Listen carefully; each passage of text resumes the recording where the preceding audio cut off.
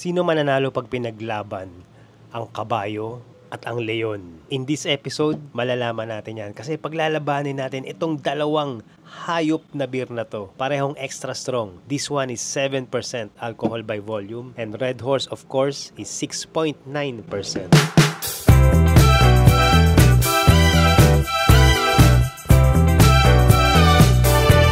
Kilala na natin kung sino tong Red Horse. Matagal na to dito sa Pilipinas. Ito ang hari ng beer. I think this is the best-selling beer ever here in the Philippines. But merong humahamon sa kanya. Bagong labas. Leon. Extra strong beer. Kakalabas lang nito sa market. A month ago, nakita ko na to sa mga 7-Eleven. And immediately, na-attract agad ako. Look at that. Merong picture ng mabangis na leon. Actually, medyo kamukha niya si Mufasa ng The Lion King. But anyway, pakilala muna natin what this is.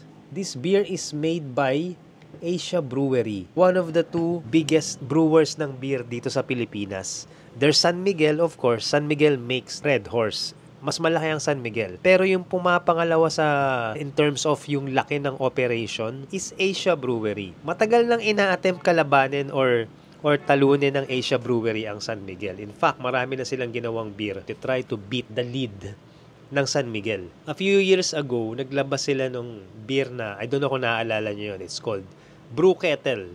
Brew Kettle is their attempt to come up with a wheat beer. But it's not real wheat beer. They call it wheat beer style. Nire-replicate lang nila yung lasa ng totoong wheat beer. Lately, wala na akong nakikitang Brew Kettle. And then about a year ago, naglabas din sila nung tinatawag na Paraiso craft beer style. Medyo controversial yung brand na yon kasi nakalagay doon craft beer style.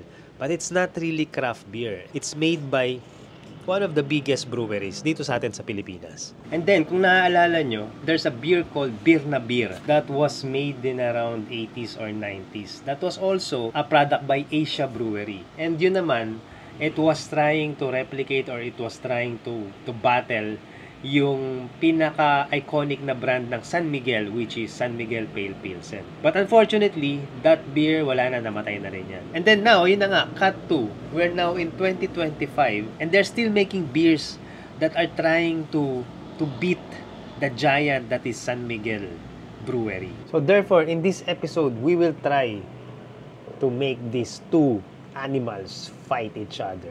Horse and lion. Sino ang mas masarap na beer? Sino ang mas magugustuhan natin? We'll find out. Unahin natin yung Red Horse. It's 6.9% alcohol by volume. And it's been in the market for, I think, more than 20 years na yata. Let's see. Red Horse. Cheers, guys.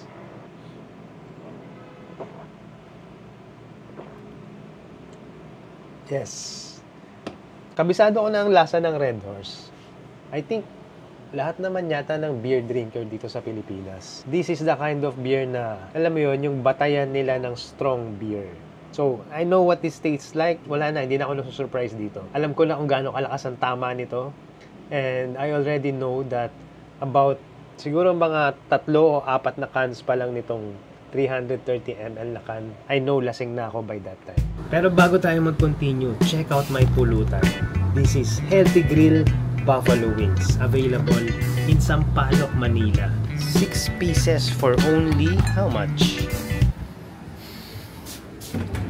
Magkano tong Buffalo Wings? 6 pieces for only 180 pesos. Tamang-tama lang yung anghang niya. Perfect habang nagbe-beer. Cheers, guys. Check it out. Healthy Grill. Kung taga Sampaloc ka, you have to taste this. Next, let us try Leon. Mas mataas siya. Look at that. It's 7% alcohol by volume. Basahin natin yung label ng Leon. Because this is a new brand. Let's scrutinize the product a little bit more. Bangis ng tapang. Bangis ng suwabe. Sarap na buong buo. Sarap na naghahari sa panlasang Pilipino. Buksan na natin. The color is very similar. Oh. Look at that. Parang golden lager. Very similar yung kulay niya. But, I don't know, for some reason, parang mas makapal yung bula nung Leon. It smells very similar. Hindi naman masyadong malayo yung amoy niya sa Red Horse. These kinds of beers, macro beers, walang masyadong amoy ito eh. Hindi ito katulad ng mga craft beer na iniinom ko doon sa mga previous episodes. Those kinds of beers, malalakas yung aroma nila. These ones, mga macro beers, mahina. So halos wala siyang amoy. Tikman natin.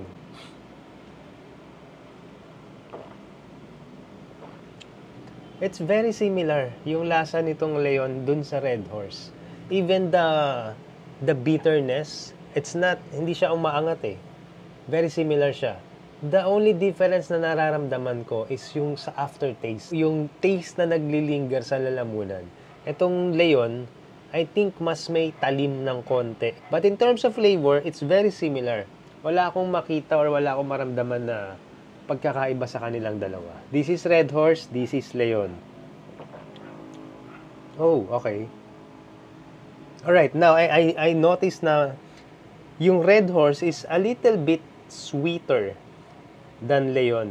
But of course, it's not going to be like the sweetness of, let's say, flavored beer or pale pilsen. But if you compare it the two beers, merong konting faint difference sa sweetness. Mas may konting tamis yung Red Horse. Okay, is this something that I will drink in a normal drinking session? Maybe. I mean, meaning if you really just want a standard drink or a standard kind of beer and you wanna be different, siguro, pwede ko siyang inumin. But to be honest, I'm not really a fan of Red Horse. Sa totoo lang, mas gusto ko yung mga pale pilsen ng San Miguel. And of course, I love their San Miguel Cerveza Negra. When it comes to strong beer, yung mga strong beers na gusto ko, yung mga stouts, mga IPA, yung mga ganong klase ng beer na malalakas ang gusto ko. But, kung papipiliin ako between these two brands, Red Horse or Leon, of course, I'm gonna choose Red Horse. Why? Because meron na akong emotional affinity or emotional connection sa brand na to. This is the brand na matagal nang iniinom, matagal ko na rin iniinom, even if I'm not a fan of it. I know the brand, and marami na rin akong core memory with this brand. I will give this a chance, Leon Extra Strong Beer, but I doubt it na matatalo nito yung established icon na Pulang Kabayo. So how about you guys? Natikman nyo na ba tong Leon Extra Strong Beer? Let me know down in the comments kung nagustuhan nyo siya. Thumbnails.